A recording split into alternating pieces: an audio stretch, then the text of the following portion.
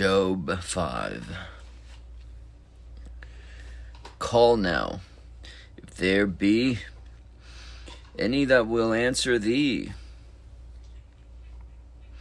And to which of the saints wilt thou turn? For wrath killeth the foolish man, and envy slayeth the silly one. I have seen the foolish taking root, but suddenly I cursed his habitation. His children are far from safety, and they are crushed in the gate. Neither is there any to deliver them, whose harvest the hungry eateth up, and taketh it even out of the thorns. And the robber swalloweth up their substance, although affliction cometh not forth of the dust. Neither doth trouble spring out of the ground, yet man is born unto trouble.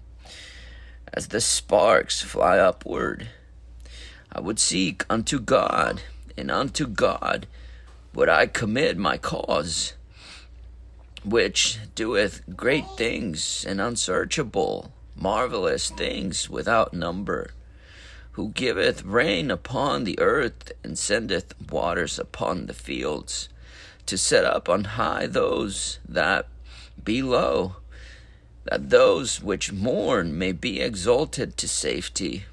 He disappointeth the devices of the crafty, so that their hands cannot perform their enterprise.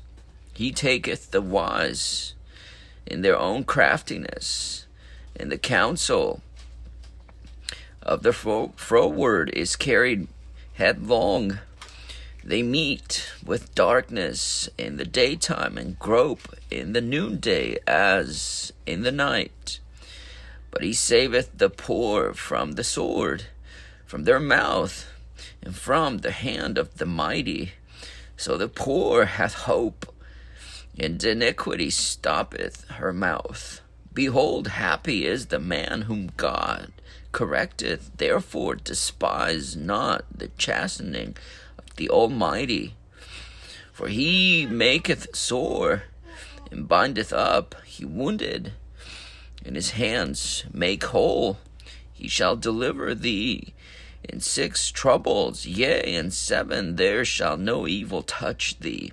In famine he shall redeem thee from death, and in war from the power of the sword. Thou shalt be hid from the scourge of the tongue, neither shalt thou be afraid of destruction when it cometh. At destruction and famine thou shalt laugh, neither shalt thou be afraid of the beasts of the earth. For thou shalt be in league with the stones of the field, and the beasts of the field shall be at peace with thee. And thou shalt know that thy tabernacle shall be in peace, and thou shalt visit thy habitation, and shalt not sin. Thou shalt know also that thy seed shall be great, and thine offspring as the grass of the earth. Thou shalt come to thy grave in a full age, like as a shock of corn cometh in his season. Lo, this we have searched it, so it is. Hear it, and know thou it for thy good. Job 6. But Job answered and said, Oh, that my grief were thoroughly weighed, and my calamity in the balances together, for it would be heavier than the sand of the sea. Therefore my words are swallowed up, for the arrows of the Almighty are within me. The poison whereof drinketh up my spirit. The terrors of God do set themselves in array against me. Doth the wild ass bray when he hath grass? or loweth the ox over his fodder? Can that which is unsavory be eaten without salt? Or is there any taste in the white of an egg? The things that my soul refused to touch are as my sorrowful meat. Oh, that I might have my request, and that God would grant me the thing that I long for, even that it would please God to destroy me, that he would let loose his hand and cut me off. Then should I yet have comfort, yea, I would harden myself in sorrow. Let him not spare, for I have not concealed the words of the Holy One. What is my strength that I should hope? What is mine end that I should prolong my life? Is my strength the strength of stones, or is my flesh of brass? Is not my help in me, and is wisdom driven quite from me? To him that is afflicted, pity should be showed from his friend. But he forsaketh the fear of the Almighty.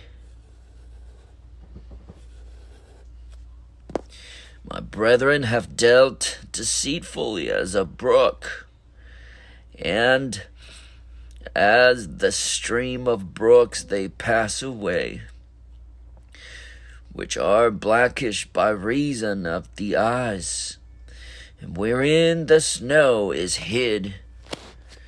What time they wax warm, they vanish. When it is hot, they are consumed out of their place. The paths of their way are turned aside. They go to nothing and perish. The troops of Tema looked. The companies of Sheba waited for them. They were confounded because they had hoped. They came thither and were shamed. And now ye are nothing. Ye see my casting down and are afraid. Did I say, bring unto me, or give a reward for me of your substance? Or deliver me from the enemy's hand, or redeem me from the hand of the mighty? Teach me, I will. Teach me, and I will hold my tongue, and cause me to understand wherein I have erred. How forcible are right words, but what doth your arguing reproof? Do ye imagine to reprove words? And the speeches of one is desperate, which are as wind. Yea, ye overwhelm the fatherless, and ye dig a pit for your friend. Now therefore be content, look upon me, for it is evident unto you. If I lie, return, I pray you. Let it not be iniquity. Yea, return again. My righteousness is in it. Is there iniquity in my tongue? Cannot my taste discern perverse things? Job 7. Is there not an appointed time to man upon earth? Are not his days also like the days of an hireling? As a servant earnestly desireth the shadow, and as an hireling looketh for the reward of his work, so am I made to possess months of vanity, and wearisome nights are appointed to me. When I lie down, I say, when I shall arise, and the night be gone. And I am full of tossing to and fro. And I am full of tossings to and fro unto the dawning of the day. My flesh is clothed with worms and clots of dust. My skin is broken and become loathsome.